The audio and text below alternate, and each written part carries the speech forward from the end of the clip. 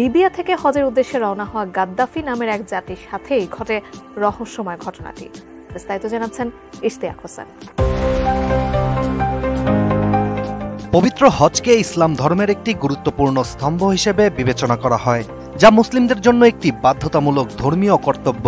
প্রতি বছরের মতো এবারও পৃথিবীর বিভিন্ন প্রান্ত থেকে একে একে হজযাত্রীরা যাত্রা শুরু করেছেন সৌদি আরবের উদ্দেশ্যে।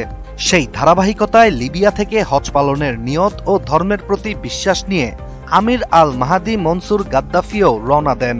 লিবিয়ার দক্ষিণাঞ্চল থেকে আসা আমির হজের সব প্রস্তুতি সম্পন্ন করেই দেশটির আন্তর্জাতিক বিমানবন্দরে পৌঁছান, কিন্তু এরপরই শুরু হয় তার নিয়তের পরীক্ষা।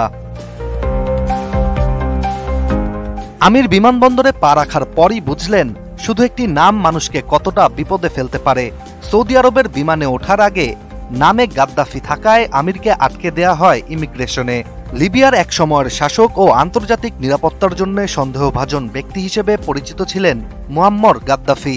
হজযাত্রী আমিরের নামের শেষেও গাদ্দাফি থাকায় ভোগান্তিতে পড়তে হয় তাকেও। Walton Washing Machine, simplifying life with hassle-free washing. এদিকে অন্য যাত্রীরা একে একে ইমিগ্রেশন পার হয়ে বিমানে উঠে যাচ্ছিলেন, আর আমির দাঁড়িয়ে অনিশ্চয়তার প্রহর গুনছেন। অবশেষে যখন ক্লিয়ারেন্স পাওয়া গেল তখন বিমানের দরজা বন্ধ, আর পাইলটের স্পষ্ট সিদ্ধান্ত ওই মুহূর্তে দরজা না খোলার। ফলে বিমানে জায়গা হয়নি আমিরের। কিন্তু হজ পালনের নিয়ত ও আল্লাহর উপর আস্থা রেখে আমির নিজের স্থিরতা হারাননি। তিনি জানিয়েছিলেন এই বিমানবন্দর ছেড়ে তিনি যাবেন না যতক্ষণ না হজে যাওয়ার ফ্লাইটে তিনি উঠছেন। এরপরই শুরু হয় বিস্ময়কর ঘটনা। আমিরকে রেখেই চলে যাওয়া বিমানটিতে যান্ত্রিক ত্রুটি দেখা দিলে ফিরে আসতে বাধ্য হয় সেটি। বিমানটি অবতরণ করার পর ত্রুটি মেরামতের কাজ চলাকালীন সময়েও আমিরকে সুযোগ দেয়া হয়নি বিমানে ওঠার। পরে আবারও আমিরকে রেখেই উড়ে যায় বিমানটি, কিন্তু অলৌকিক কিংবা রহস্যজনকভাবে দ্বিতীয়বারও সমস্যা দেখা দেয় সেই বিমানে। নেমে আসতে বাধ্য হয় বিমানবন্দরে। দ্বিতীয়বার অবতরণের পর বিমানের ভিতরে নীরবতা। ঠিক তখনই ক্যাপ্টেন ঘোষণা করেন আমিরকে ছাড়া আর এক পাও এই বিমান এগোবে না। এই ঘোষণার পর বিমানবন্দরেও আবহাওয়া বদলাতে শুরু করে। এবার গাদ্দাফি নামটি আর ঝামেলা নয়, মুহূর্তেই হয়ে ওঠে বিশ্বাসের প্রতীক। এরপর জরুরি ভিত্তিতে আমিরকে তৃতীয়বারের ফ্লাইটে ওঠার অনুমতি দেয়া হয়।